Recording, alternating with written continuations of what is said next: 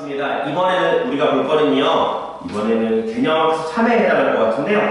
밥안서에 해산 바가지 아마 있을 것 같습니다. 페이지는 15페이지입니다, 여러분들. 먼저 보시기 전에 좋아요, 구독 좀 눌러주시고요. 같이 보면 좋을 것 같아요. 알겠죠? 자, 이번에 이제 박완 선생님의 해산 바가지라고 하는 작품이 나와 있는데 소설이죠? 그렇죠? 아마 내신 같은 거 하시면서 여러분들이 봤던 작품이라고 얘기하게 되면 보통 이제 엄마의 말뜻 좀 많이 알고 있을 거고요. 그 다음에 좀 책 좀 읽어봤다 하시는 분들은 뭐 그 여자의 집, 아니면 뭐 그만둔 시간 누가 다 먹었을까 뭐 이런 작품들 있잖아요. 그래서 박완 선생님의 작품 여러분들이 어느 정도 익숙하신 분들이 있을 건데요. 보통은 이제 우리가 얘기할 때 자전적인 이야기를 많이 쓰신 분이라고 평가를 내리고 있는데요. 일단 해산바가지라고 하는 작품들 위주로 한번 해석을 한번 해볼게요. 개인적으로 선생님이 되게 아름답다라고 생각했던 작품 중에 하나인데요. 이 작품은 기본적으로 여러분한테 생명 존중 사상에 대해서 얘기를 좀 많이 할 겁니다. 이 작품이 이제 여러분들이 좀 더 읽어보시면 알겠지만 우리나라 7, 80년대에 좀 팽배했던 것이 뭐 산업화와 도시화의 문제도 있었겠지만요. 남아선호 사상이 되게 중요했었어요. 그래서 그 남아선호 사상에 대한 약간 비판의식 들이 좀 많이 깔려있는 작품이라고 보시면 될 것 같습니다. 그래서 뭐 선생님 같은 경우도 이런 것을 뭐 중요하게 생각하진 않고 있긴 한데 옛날 이제 우리 윗분들, 우리 아버지 시대를 보게 되면 그런 것들 되게 많이 따졌죠. 그래서 뭐 선생님이 뭐 이제 정규 수업 때 여러분께 얘기할 수 있는 부분이지만요. 선생님이 이와 비슷한 썰을 선생님 겪은 적이 있었어요. 이거 좀 특이한 썰이긴 한데 이건 수업 시간에 한번 못 들려줘요. 듣고 싶은 분들은 정주태 오시면 됩니다. 자, 그래서 여기서는 남아선호 사상에 대한 비판의식이 상당히 센 작품이라고 보시면 될 것 같고요. 그 다음에 여기서 또 얘기할 수 있는 건 뭐냐면요. 노인 소외 현상에 대해서도 어느 정도 비판이 가미되어 있어요. 왜냐하면 이제 자식들을 많이 낳다 보면 알겠지만 이제 윗분들을 신경 쓸 수가 없게 되다 보니까 약간 이제 노인들 소외되고 이런 면들이 좀 있는데요. 그런 것들도 여기 이제 반영이 되어 있는 작품이고요. 특히나 여기서 이제 해산바가지라고 되어 있는 것을 보았을 때 요거는 여러분들이 이제 해산, 즉 출산할 때 쓰는 바가지라는 뜻인데요. 우리나라 약간 전통과 관련되어 있는 겁니다. 그래서 얘 같은 경우에는 일종의 서사적 기능의 일종의 소재로 쓰일 수가 있을 거예요. 즉 일종의 등장인물의 어떤 심리나 행동에 변화를 주거나 어떤 극적 반전 같은 게 있을 겁니다. 특히 이 작품은요, 1인칭 주인공 시점으로 이제 이야기가 될 건데요. 요 같은 경우도 선생님이 여기 있는 것들 위주로만 해석을 할 거고요. 아마 정규 때는 이것보다 조금 더 딥한 얘기 한번 하긴 할 것 같습니다. 자, 선생님이 한번 읽어볼 테니까 따라와 보세요. 그분의, 여기서 이제 시어머니 얘기하는 거예요. 그분이라고 얘기하는 거, 시어머니 얘기하는 겁니다. 그분의 망가진 부분이 육신보다는 정신이었다는 걸 알아차린 건 그 후였다라고 되어 있습니다. 그러니까 여기서 시어머니가 지금 보니까 정신이 온전치 않은 걸 보았을 때 치매에 걸리셨음을 우리가 확인해 볼 수가 있는데요. 여기 볼까요? 우리는 그걸 서서히 알아차리게 됐다. 처음엔 아이들 이름을 헷갈려 부르는 정도였다. 노인들이 흔히 그런 걸 봐온지라 되속지 않게 알았다. 그러나 바로 가르쳐 드려도 믿지를 않고 한사코 자기가 옳다고 주장하는 건 묘하게 신경이 거슬렸다. 숙제, 치지도회라는 뜻은 문제 삼지 않는 걸 얘기하는 것이죠. 숙제, 문제 삼지 않기로 했다. 어쩌면 나는 그걸 기회로 그때까지도 그분이 한사코 움켜쥐고 있던 살림 권리를 빼앗을 수 있어서 은근히 기뻤는지도 모르겠다라고 얘기하면서 보니까 내가 시어머니에 대해서 그렇게 썩 좋지 않게 여기고 있는 것 같아요. 그렇죠? 그러니까 그분의 로망을 근심하는 소리는 집 안에서보다 집 밖에서 먼저 났다라고 되어 있어요. 그러니까 이런 거네요. 나라고 하는 존재는요, 즉 우리라고 되어 있으니까 나와 남편이라고 보면 되겠죠. 이 시어머니가 뭔가 문제가 있다라고 하는 거에 대해서는 좀 천천히 알았던 것 같아요. 그죠? 그냥 노인들이 약간 로망 든 정도로만 생각을 하고 있었는데 실제로 이분의 정신이 온전치 않다라고 하는 것을 집 밖에서 알게 된 거죠. 어떻게 해요?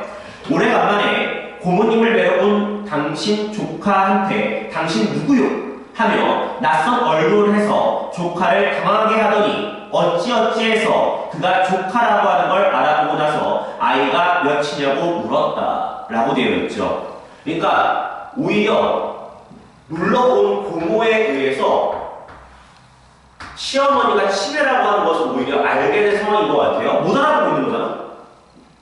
아들이 둘이라고 하자 아이고 대견해라 일찍언니 농사 잘 지었구나라고 정상적인 대답을 했다. 그러다 곧 똑같은 질문과 똑같은 답답을 했다.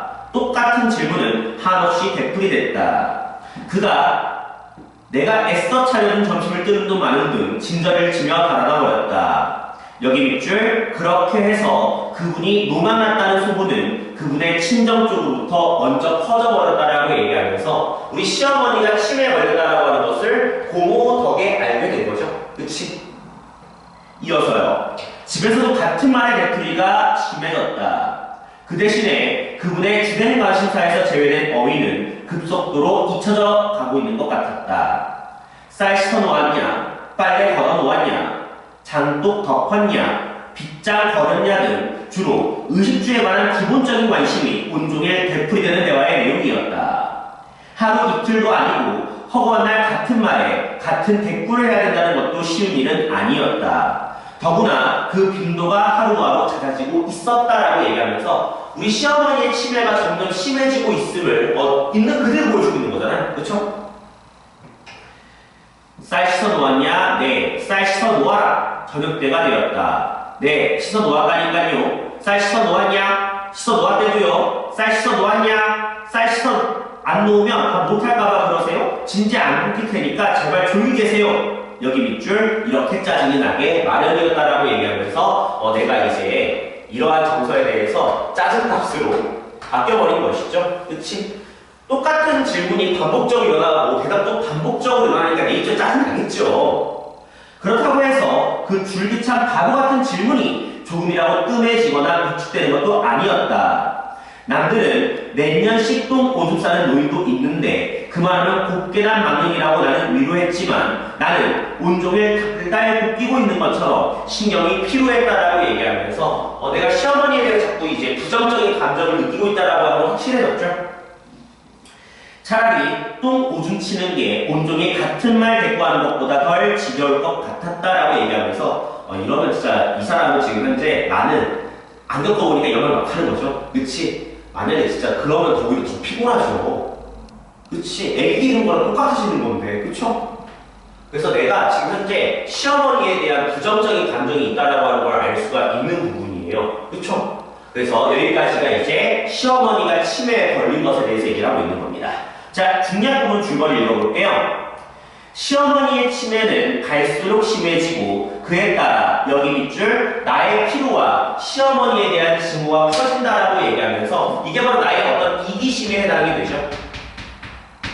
그쵸? 이게 내가 얘기했던 일종의 노인소외 현상과 약간 관련되어 있는 부분이잖아요. 자, 그러면 뭐라 그래? 견딜 수 없을 만큼에 대해 나는 시어머니를 시설에 맡기고자 하고 남편과 함께 시설을 찾아 한 시골 마을을 찾아간다라고 얘기하면서 결과적으로 시어머니는 이제 시설에 맡기기로 결정을 한 거죠. 그치? 그래서 여기서부터 이제 뒤에 어떤 내용이 오는지를 볼 건데 여기가 조금 중요합니다. 여러분들 집중해 보세요. 라면이라도 하나 끓여달랄까요? 당신 시장하오? 아니요, 당신 술 한잔 하게요. 안주는 무슨? 나는 주인을 찾아 가게에 터 뒤로 돌아갔다. 좀 떨어진 데 초가가 모였는데 초가지붕 위에 방금 떠오른 보름달처럼 풍만하고 잘생기바 동그라미, 이게 바로 이제 해삼바가지와 관련된 것입니다.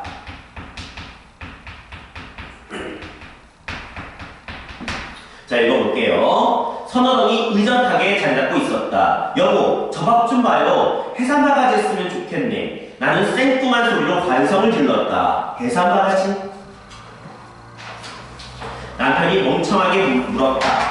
그래요, 해삼바가지요. 여기 밑줄 실로 오래간만에 기쁨과 평화와 삶에 대한 믿음이 생물처럼 되어오는 걸 느꼈다라고 얘기하면서 요걸 이제 내가 해삼바가지라고 하는 것을 떠올릴 수 있게 있게 하는 어떤 소재가 된 건데 나에게 오히려 기쁨이라고 하는 값으로 이제 소개가 되고 있는 것이죠. 그러니까 나는 얘와 뭔가 관련이 있는 삶이 있다는 거예요. 그래서 과거 해석으로 넘어갑니다. 어떻게요? 내가 첫 애를 배웠을 때 시어머님은 해사자를 짚어보고 섰다리구나. 좋을 때다. 곧 배가 길어지면서 기저귀가 잘 마를 테니 하시더니 그의 가을 일부러 사람을 시켜 시골에 가서 해사 바가지를 구해오게 했다. 잘생기고 여물게 굽고 정한 데서 자란 햇바가지여야 하네. 첫 손자 첫 국밥 지을 미역 빨고 쌀 씻을 소중한 바가지니까. 이러면서 후한가까지 미리 쳐주는 것이었다. 여기 밑줄 그럴 때의 기분은 너무 경건해 보여서 나도 덩달아서 아기를 가졌다는 데에 대한 경건한 기쁨을 느꼈었다라고 얘기하면서 내가 원래 시어머니한테 느꼈던 감정이었던 게 바로 그거였죠. 원래는 이 시어머니에 대해서 나는 리스펙이었어요.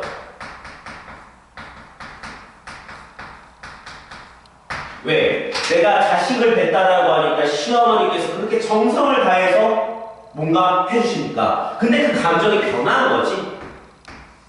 그쵸?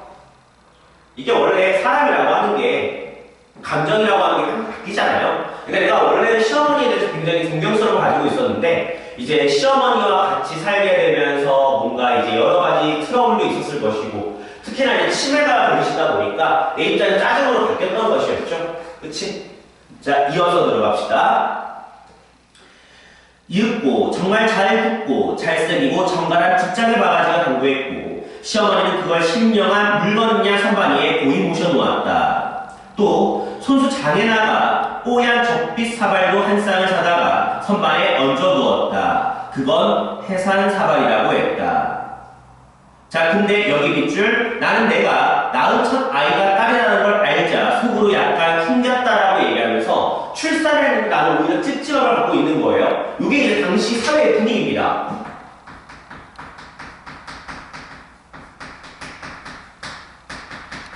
왜냐하면 내가 아까 설명했지만요, 이게 이제 당시가 남아선상이 있었던 시절이었기 때문에 딸을 낳으면 조금 이제 약간 죄인 취급했던 시절이었어요. 되게 놀랍죠? 그치? 그러니까 지금은 사실 선생님도 이제 딸이 가지고 있기 때문에 딸이 맞다고 보거든요. 아들보다는. 내가 이제 우리 집에 아들 줄여서 그런가? 자, 근데 그때는 아들이 최고였던 시기다 보니까 내 입장에서 이제 이런 거지. 아, 아들을 낳았어야 되는데 딸을 낳고 큰일 났네. 약간 이런 느낌인 거예요. 알겠어요? 자, 이어서요. 외아들을 둔 시어머니가 흔히 그렇듯이 그분도 아들을 기다리는 듯 하고 더구나 그분의 남다른 엄숙한 해산 준비는 대를 이를 손자를 위해서나 어울림 지키기 때문이다. 그러나 여기 밑줄 태어난 나를 맞아들이는 그분에게서는 섭섭한 틱 따위는 조금도 찾아볼 수가 없었다라고 얘기하면서 그럼에도 불구하고 시어머니는 오히려 나를 더 잘 대했던 거죠. 그치? 뒤에 그 잘생긴 해사바가지로 미역 빨고 쌀 씻어 2개의 해사바에 밥 따로 국 따로 퍼다가 내 머리맡에 놓더니 정석껏 산모의 건강과 아기의 명복을 비는 것이었다. 그런 그분의 모습이 어찌나 여기 밑줄 진지하고 아름답던지 비로소 내가 엄마 됐음에 황홀한 기쁨을 느낄 수 있었고 내가 장차, 내 아기가 장차 무엇이 될지는 몰라도 착하게 자라리라는 것을 하나만은 믿어도 될 것 같은 확신이 생겼다라고 되어 있죠. 그치? 그래? 맞잖아. 원래 시어머니에 대한 존경스러움이었다니까? 처음에 나 우려했었죠. 걱정했었죠. 근데 시어머니의 태도를 보고서 생각이 달라진 거죠. 대문에 이은주를 걸고 부적을 기한을 37일 동안이 끝나자 해산바가지는 전갈하게 말려서 다시 선반 위로 올라갔다. 다음 해산 때 쓰기 위해서였다. 다음에도 또 딸이었지만 그 희색, 그 얼굴빛이 안면하고도 경건한 의식을 조금도 생략되거나 소홀해하지 않았다라고 되어 있어요. 내가 또 딸을 낳은 거야. 두 번째 딸을 낳았음에도 불구하고 시험을 똑같이 행동하시는 거죠. 다음에도 딸이었고 그 다음에도 딸이었다. 네 번째 딸을 낳고는 병원에서 밤새도록 울었다라고 얘기하면서 그럼에도 불구하고 나는 계속 우려와 걱정이 있는 것이죠. 그러나 그분은 여전히 만면했고 경건했다. 다음에 아들을 낳았을 때도 더도 아니고 덜도 아닌 여기 밑줄 똑같은 영접을 받았을 뿐이다라고 얘기하면서 이게 바로 생명 존중 사상이죠. 남자아이든 여자아이든 뭐가 중요해? 똑같은 생명이라고 얘기하고 있는 거잖아요. 이게 바로 시어머니의 어떤 모습이었던 거죠. 그치? 나는 하마터면 큰일을 저지를 뻔했다. 그분의 망가진 정신, 녹추한 육체만 보았지 한때 얼마나 아름다운 정신이 깃들었던 나를 잊고 있었던 것이다. 비록 지금 빈글실이었다 해도 사입이 기도원 같은 데 맡겨 있지도 않은 마귀를 내쫓게 하는 수모와 학대를 당하게 할 수는 없는 일이었다라고 얘기하면서 바로 나의 생각이 전환되는 계기인 거죠.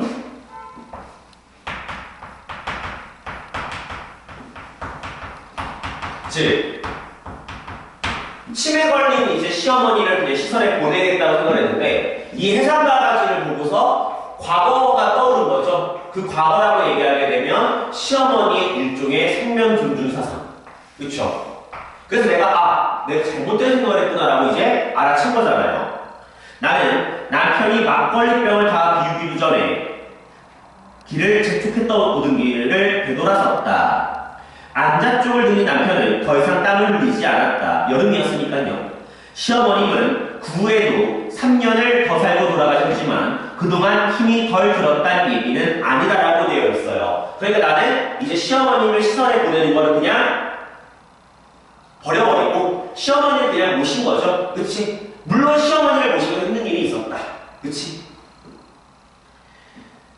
그분의 망령은 여전히 회개하고 새록새록해서 감당하기 힘들었지만 여기 밑줄 나는 그부인 척 위선을 떨지 않음으로써 조금은 숨구멍을 만들 수가 있었다라고 되어 있어요. 이건 내가 이제 정규 때는 얘기할 수 있는데 여기서 얘기하기 조금은 어려울 것 같아요. 그러니까 이런 거겠죠. 내가 시어머니를 이제 모시고 살고 있었던 상황이잖아요. 그때는 이제 타인들한테 좀 내색하기가 좀 어려웠던 것 같아요. 근데 내가 이제 시어머니의 어떤 치매를 인정하고 있는 그대로 되겠다라고 보면 되겠죠. 너무 속상할 때에는 아이들이나 이웃사람의 눈치 볼 것 없이 큰 소리로 분풀이도 했고 목욕 시간이거나 옷 갈아입힐 때는 아프지 않을 만큼 거칠게 다루기도 했다. 너무했다 뉘우쳐지면 즉각 애정 표시에도 인색하지 않았다라고 얘기하면서 그리고서는 내가 결과적으로 시어머니를 그냥 모시기로 했다. 왜? 그동안 시어머님이 나한테 해줬던 일이 있었는데 내가 어찌 그러겠는가. 근데 그런 것들에 대한 생각의 전환이 들었던 게 바로 해산바가지라고 하는 역할을 통해서 할 수 있게 되었다. 이 정도로 정리하시면 되겠죠? 여러분들이 아마 여기서는 1번과 2번 정도만 풀어보시면 될 것 같은데 선생님의 입장에서는 1번만 푸셔도 전혀 지장은 없을 것 같아요. 자, 여기 있는 것 같아요. 자, 19페이지에 보면요. 여러분들 고전소설 한 편 들어가 있습니다. 인방에 문을 쓸며 옥소선을 엿보다라고 되어 있습니다. 그냥 옥소선이라고 얘기할게요.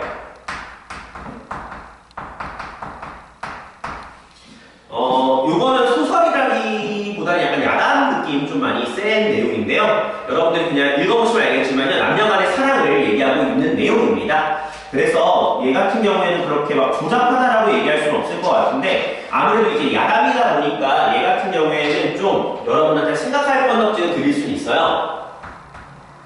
자, 일단은 여기에서 여러분한테 효라고 하는 것과 입신양명이라고 하는 어떤 유교적인 가치와 그 다음에 연애, 결혼과 같은 어떤 인간의 욕망과 관련된 것들의 갈등이 펼쳐질 거예요. 그래서 우리 주인공이 이제 선택하는 값을 여러분들이 좀 보시면 될 것 같고요. 그럼에도 불구하고 역시나 약간 이제 고전소설의 필도 있기 때문에 행복한 결말도 가지고 있습니다. 근데 여기서 좀 남자 주인공이 쓰레기예요. 그래서 선생님이랑 같이 이것도 좀 빠르게 읽어보고 나서 좀 필요한 것들만 싹싹 뽑아가겠습니다. 자, 읽어볼게요. 평안도 관천사의 아들이 단기인 자란, 옥소선이라고 되어 있죠? 그치? 그래서 얘가 이제 자란이라고 보시면 될 것 같아요. 자, 근데 관기라고 되어 있으니까 점인에 해당되겠죠? 그치? 친밀하게 지내다가 한양으로 돌아가게 된다라고 되어 있어요. 그러니까 신분상 서로가 어울릴 수가 없는 건데 어울린다고 볼 수가 있어요. 이때 아버지는 둘의 관계를 걱정하며 아들을 불러 자란에 대한 의향을 묻는다라고 얘기하면서 자, 그러니까 이제 이런 거겠죠. 둘이 너무 친하게 지내다 보니까 아버지 입장에서는 이 아들의 생각을 좀 듣고 싶은 거였겠죠. 자, 한번 여기 읽어보겠습니다. 사내 대장부가 좋아하는 것이면 압이라 해도 자식더러 함지 말라고 가르칠 수는 없는 법이란다. 그러니 나는 마음대로 막을 수가 있겠느냐라고 얘기하면서 보니까 아버지가 그래도 약간 권위적인 편은 아닌 것 같아요. 그쵸? 너가 자라니 정이 이미 돈독해져 헤어지기도 어려울 것 같고 그렇다고 아직 장가도 안 든 내가 그와 함께 지내다간 혼이 나는데 방해가 될까 염려가 되는구나. 그쵸? 보니까 아직까지는 혼인의 대상이라고 생각하지는 않았던 것 같아요. 아무래도 이제 신분의 차이가 있으니까 그렇겠죠? 다만 남자가 첩을 주는 건 세상에 흔한 있는 일이니 네가 만약 그 애를 사랑하여 도저히 잊을 수 없다면 비록 사소한 일이 앞길에 방해가 되더라도 어쩔 수 없지 않겠느냐. 내 뜻에 따라 결정할 터이니 너는 숨기지 말고 다 이야기하라고 얘기하면서 아버지가 이제 아들한테 묻고 있는 것이죠. 자란에 대해서 너가 처분 정도라고 얘기하기는 좀 그렇겠지만은 자란에 대해서 네가 어떻게 처리할 것이냐. 얘 첩으로 둘래? 아니면 그냥 어떻게 할래? 라고 하면서 이제 아들의 생각을 묻고 있는 거죠. 자, 그러자 아들은 즉시 대답을 했어요. 여기 잘 볼게요. 아버지 께서는 어찌 불초자가 별것 아닌 여기 밑줄 기생계집 하나와 헤어지기 아쉬워. 상사병으로 몸이라도 상할까 걱정하십니까? 라고 얘기하면서 아들은 자란과의 인연에 대해서 크게 신경 쓰지 않고 있는 거죠.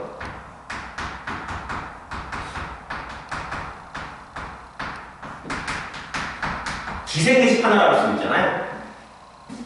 제가 비록 한때 눈이 결란하여 한눈을 받았지만 이제 그 애를 버리고 돌아가기는 마치 여기 밑줄 혜진 집시를 버리는 일과 같사옵니다라고 얘기를 하고 있죠. 그러니까 자란에 대해서 혜진 집신이라고 표현하고 있는 거죠. 별거 아니다. 어찌 연연해하면 잊지 못하는 마음을 두겠습니까? 바라보건대 아버지께서는 다시는 걱정하지 마시옵소서라고 얘기하면서 이제 보니까 아들은 자란과의 인연을 정리하겠다라고 얘기하고 있죠. 관찰사와 부인은 당연히 기뻐하죠. 우리 아이가 진짜 대장부로구나. 이렇게 해서 관찰사 일행은 떠나게 되었다. 여기 밑줄 자란은 눈물을 삼키며 목이 메어 차마 쳐다보지 못하였으나 생 아들이죠. 조금도 아쉬워하거나 연연하는 기색이 없었다라고 얘기하면서 둘의 반응이 서로가 대조적이죠. 그러니까 자란, 즉 저 옥소서는 나름대로 생을 되게 좋아했던 것 같아요. 관찰사는 이를 지켜본 가면 안의 관속과 비장들은 그의 남다른 의연함에 탐복하지 않은 이가 없었다. 그와 자를 함께 생활한 지 5년이고 그동안 한도 서로 떨어져 본 일이 없었기에 세상에 둘도 없는 이별을 하면서 이렇게 쾌활하게 말을 하고 쉽게 떠날 줄은 몰랐기 때문이다라고 얘기하면서 얘 되게 쿨하죠? 그지? 관찰사는 평양 감사직을 마치고 대사원이 되어 주정으로 복귀하였고 생후 부모님을 따라 서울로 돌아오게 되었다. 그런데 여기 밑줄 점점 자신이 자란을 그리워하고 있다는 사실을 깨닫게 되었는데 감히 말이나 얼굴에 드러낼 수가 없었다라고 얘기하면서 이제 아들이 어떤 거야? 겉으로는 그래 이런 거 있죠? 약간 사람이 겉과 속이 다른 건데 겉으로는 괜찮은데? 라고 일단 생각했던 것 같아요. 근데 막상 좀 더 고민해보니까 아니었던 거죠. 내가 자란을 좋아했구나. 약간 이렇게 되는 거지. 그치? 그리고 얘기 못하죠. 왜 앞에서 아빠한테 했던 말이 있는데 어떻게 얘기해? 그치? 이런 즈음 관식과를 본다는 마음이 나붙었고 아버지의 명대로 생은 친구 두셋과 함께 산사로 들어가 과거 준비를 하게 되었다. 산사에 있던 어느 날 밤 친구들은 모두 잠자리에 들었을 때다. 생도 잠자리에 들었지만 잠을 이룰 수가 없었다라고 얘기하면서 이런 것들을 우리가 한자성어로 전전반칙이라고 얘기를 하죠. 내신을 물어보세요. 이거. 홀로 일어나 뜰 앞에 서성였다. 때는 한겨울이고 눈 내린 밤 달빛이 눈부시게 많은 데다가 깊은 산속의 고요한 밤이라 온갖 소리마저 다 들었다라고 얘기하면서 겨울밤의 달이죠. 그치? 새는 달을 바라보며 자란을 그리워하다. 그 슬픈 마음이 절로 잃었다라고 얘기하면서 그렇다면 이 달이라고 얘기하는 것은 결과적으로 자란을 떠올리게 하는 매개체겠죠.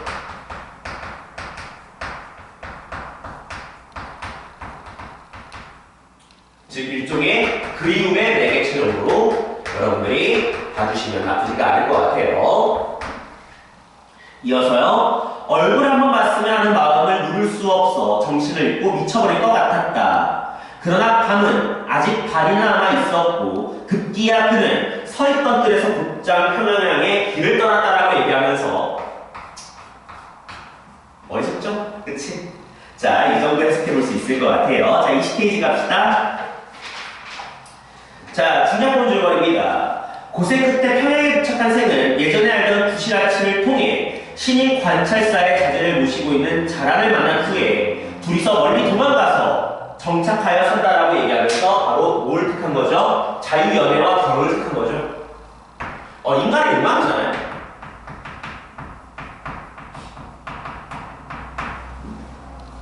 어느 날 새는 자란의 권위로 3년간 과거 공부에 전념한다라고 얘기하면서 뭐 내용은 안 나와 있지만 그래도 자란이 좀 생각이 깨어 있는 것 같습니다. 결과적으로 먹고 살려면은 반이 분출하는 게 맞으니까요. 이때 마침 나라에서 알성과를 치른다는 소식이 들렸다. 자란은 마침내 건양, 식량을 준비하고 여행 책임비를 단단히 하여 생에게 과거를 치러 떠나라고 하였다. 생을 걸어서 서울에 올라와 성군관의 과장으로 들어갔다. 어가가 친일행차하여 표제를 내었다. 여기 밑줄 표제를 받은 생은 샘솟듯 하는 생각을 일기지로 금세 다 써서 제출하고 나왔다라고 얘기하면서 역시나 제자가인형 인물임을 확인해 볼 수가 있겠죠. 일종의 비범함이죠. 제자가인이라고 하면 어떤 거예요? 얼굴이 잘생기고 능력이 뛰어난 사람들 얘기하는 거잖아요. 그치? 방에 나오고 임금이 어자에서 뜯어보게 하였더니 장원은 생이었다. 아들이었다. 이때 생의 아버지는 이조판소로서 어탑 앞에 입시에 있었는데 임금은 이조판소를 불러물었다. 지금 장원을 한 자가 너의 자식인 것 같은데 다만 자기 아버지의 직함을 대사원이라고 썼으니 이 무슨 까닭인고? 그러면서 시세를 꺼내 이조판소에게 보여주었는데 생의 아버지는 보더니 자리에서 물러나 눈물을 흘리면서 이야기를 했대요. 뭔가 사연이 있죠. 이자는 신의 자식이 맞사옵니다. 3년 전에 친구들과 함께 산사에서 글을 읽다가 하룻밤 사이에 갑자기 종점을 감추어 끝내 찾을 수가 없었나이다라고 얘기하면서 아 그렇구나. 아버지는 아들이 실종된 걸로 알고 있었네요. 그렇죠? 필시 냉수에 물려 죽었거니 하고 절 뒤편에다가 허장을 쓰고 지금 이미 탈사까지 마쳤대요. 아 3년선 치르니까. 그쵸? 그러니까 철저하게 아버지는 지금까지 아들이 죽은 것으로 알고 있었던 거죠. 신에게는 다른 자식은 없고 이 아이 하나뿐이었는데 재주와 품성이 뛰어난 편이었습니다. 천만 뜻밖의 자식을 잃고 나서 슬픈 심정은 지금도 여전하옵니다. 지금 이것을 보니까 과연 제 아이의 필적이 많사옵니다. 아이를 잃었을 때 신의 직함이 외람되게도 대사원이었기에 그렇게 쓴 것으로 사료 생각되옵니다라고 얘기하면서 당연하죠. 얘는 도망쳐 있었기 때문에 아버지가 더 올라갈 줄 몰랐었던 거죠. 그치? 하지만 이놈이 3년 동안 어디 살다가 이번 시험에 응시할지는 정말 모르겠다라고 얘기하고 있는 겁니다. 임금은 이 말을 듣고 신기해하면서 곧바로 생을 불러들여 인견하였다라고 얘기하면서 결과적으로 이제 아버지와 아들이 만날 수 있게 되었네요. 그쵸? 그래서 이 정도의 내용이 담겨져 있습니다. 그래서 여러분들이 이 정도까지만 공부하시면 될 것 같고요. 그냥 내신 정도만 공부하시기 딱 좋은 작품인 것 같아요. 문제는 여러분들이 1번 문제 정도 풀어보시고요. 3번에 보기 좀 잘 읽어보시면 좋습니다. 거기서 보게 되면 서사적 상황이 입체화라고 하는 말이 들어가 있는데 그 말을 좀 챙겨주시면 여러분들이 아프지가 않을 것 같아요. 알겠죠? 자, 선생님이 얘기할 건 여기까지면 될 것 같습니다. 자, 다음에는 여러분한테 아마 5장과 6장에 대해서 설명이 들어갈 것 같아요. 그래서 여러분들 끊임없이 계속 들어주시면 감사하겠습니다. 자, 역시나 좋아요, 구독 좀 눌러주시고요. 전교 때 뵐 사람들은 전교 때 뵙고요. 또 영상을 통해서 뵐 사람들은 영상 때 뵐게요. 자, 고생했어요.